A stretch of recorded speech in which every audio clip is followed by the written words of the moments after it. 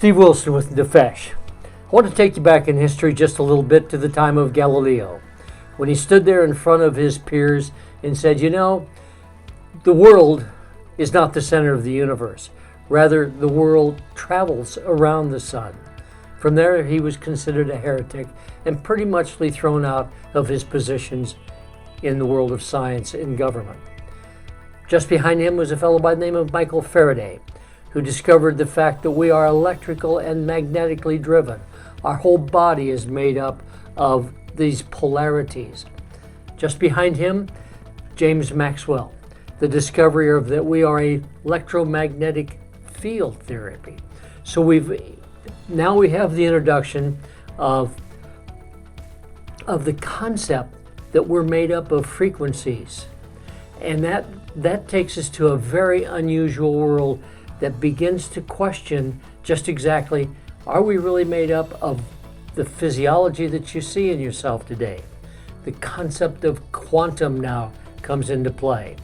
And it's with that we want to discuss this whole thing about what is the cell? Well, we know it's a biomagnetic wonder. We also know that everything on the planet, animals, plants, water, all made from atoms. And we receive energy in the form of frequencies. You question the frequency. We live in a world of frequencies, from cell phones to microwaves, to MRIs, to X-rays, to laser beams. Our whole world is made up of frequencies. Tuning in the television, turning in the radio, all frequencies. So it's an easy transition to understand that all tissues are made from frequencies. All cells, organs, emotions, thought patterns, all of these are electromagnetic fields. All allergies, viruses, bacteria, and fungi. That brings into play a very interesting approach to healing, because if we know the frequencies that these different organisms live in, it would make sense that we in fact could alter the lifestyle internally. Rather than perhaps using drugs, pharmaceutical, and surgery, perhaps we could heal by virtue of frequencies. Now we have the concept of mass with Jim Baggett. He's at Cambridge, he's at Oxford, Stanford, PhD, and he does this remarkable thing on how a molecule changes shape and becomes a frequency or wavelength. And this is the whole thing that we need to kind of grapple with and understand. Then you have a fellow by the name of David Tong, PhD from Cambridge, and he begins to change and alter the language. We used to think that the atom was the smallest unit made on the planet. Now they've changed it to quarks, up quarks, down quarks, and one electron make up the whole of the body. To follow that, a fellow by the name of Dr. Royal Rife found that if he could measure frequencies of every tissue and every cell, every bacteria and virus, perhaps they could begin to heal by virtually killing these things with a change of the environment they live in. Anthony Holland first discovered this when he showed the remarkable results of music, the ability to shatter a glass with a voice by finding that frequency that makes up that glass. And then all at once this bridge over the Narrows to show you the destructive powers of frequencies. We watched it as the wind frequencies in the Narrows area just outside of Tacoma began to follow on this bridge and literally destroyed a huge bridge. Well, it was from that this director of music from Skidmore College said, well, wait a minute. If we could figure that out, the frequencies were capable of doing that, what would be wrong with finding the frequency of, say, cancer? And in that he did so. And you're looking right now at that incredible discovery that they could destroy a cancer cell, something that biologists would not understand and chose not to believe. They said it was an incredible wonder. And now we go back to Tong just a little bit, because you see, if we're made up of atoms and we understand that the atom makes up the body is only 1% mass. Well, that begins to really be an intrigue to those of us in science, that if we're only 1% mass, then that means we're 99% nothing. And as you look down at your body, some of us have bigger bodies than we should have. We say, well, there is a whole lot of nothing here. And that's got to be a problem that we don't want to deal with. Well, in this study, the folks at Cambridge were capable of building a computerized look at what a nothing would look like in a perfect vacuum. And as you look at this, the activity that goes on, and think of just the number of times that you've been told, be careful with your cell phone because of the frequencies that run through it, it will destroy the brain. Think of the voltage wires that we're not supposed to live on because of the magnetic change. Think of acupuncture.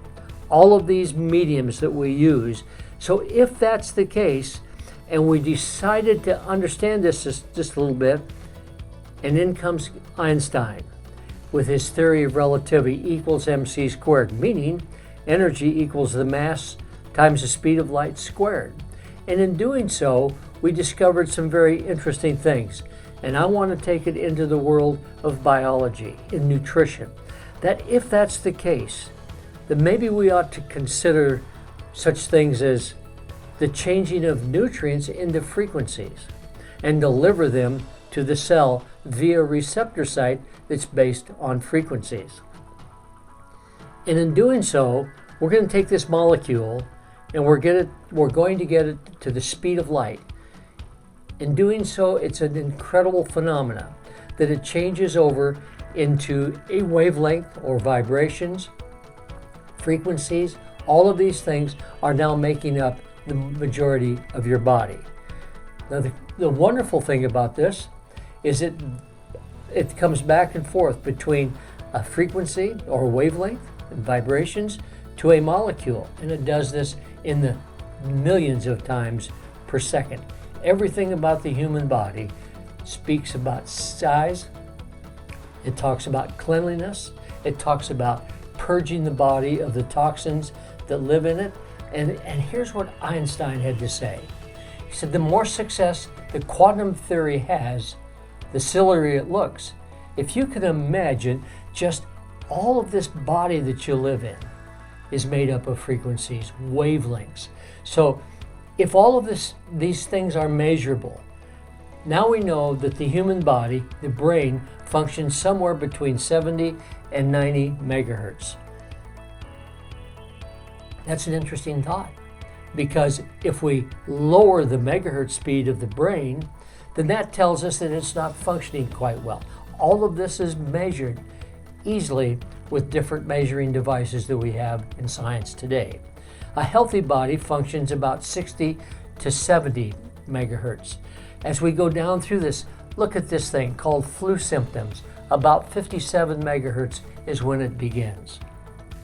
Now, if we begin to lower the frequency of the body and get to that area where we're clinically not quite healthy and not quite sick, so we look for elements just to kind of prop us up and get us past and into the world of feeling good. We're using all kinds of chemicals just to get you to work.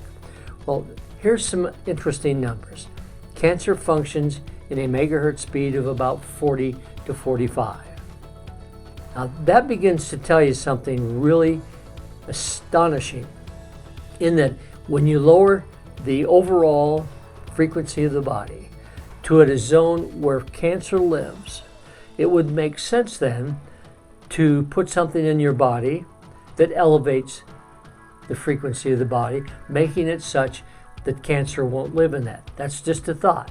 Well, death begins at 25 megahertz. And as we lower the frequency and we begin to understand that only frequencies function in live materials, so if you're buying processed foods, they have a measured frequency of 0.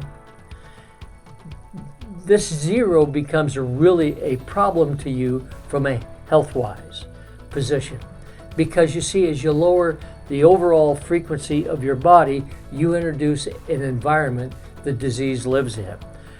and foods have measured frequencies.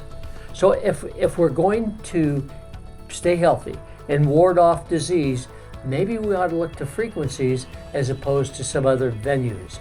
And evidence. There is agreement amongst scientists that frequencies can repel disease. In other words, say, you're not welcome here. Frequencies can destroy disease, as you've witnessed in the video. And this vibration links you between disease and health. So as we start talking about attitudes, if we raise the frequency of the body, your attitude changes. What a wonderful thought. So throwing that into the mix, few people really ever change when they see the light. They do change, though, when they feel the heat. And Winston Churchill probably noticed this best. He said, "We often stumble into the truth, but most of us brush ourselves off and pretend it didn't happen." And that's the sum total of what we're talking about. So if we could alter your approach to health, and instead of looking for pharmaceuticals, maybe it would be best if you understood frequencies in your body, understand where disease lives. And we're going to introduce you to elements that elevate, easy, and purge and clean. You see, the whole body is designed first to build energy through ATP, which few people really understand. Secondly, it is really designed to clean up the mess that you created by creating combustible energy in the cell. And that's something that is so incredibly fascinating on how energy is made in the devices such as the lymph system, the skin, the liver, the kidneys, the digestive tract.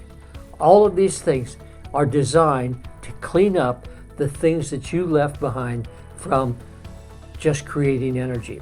Now, if you're using sugars and stimulants, they really clog up the system. If you're using proteins and carbohydrates to produce energy, it does things to your body that will not allow it to clean.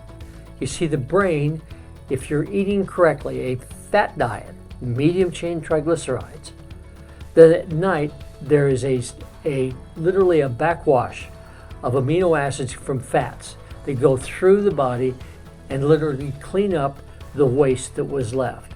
Then your digestive tract, this is where your neurotransmitters are made, which stimulates the GABA in the brain that offsets the glutamate that allows you to sleep.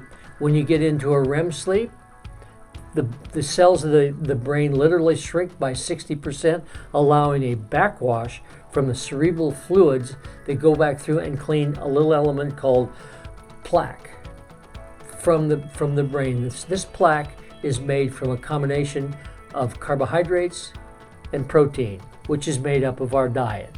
And that's the most interesting thing, because you see, with just a little bit of change in your diet, and by the way, by doing it the way we're going to suggest, will cut your eating bills by 2/3. You get more energy, a better body, cleaner, and you actually be able to put it in a mode to where it is defensive toward you, protecting you. Steve Wilson, thenefesh.com. Thank you very much.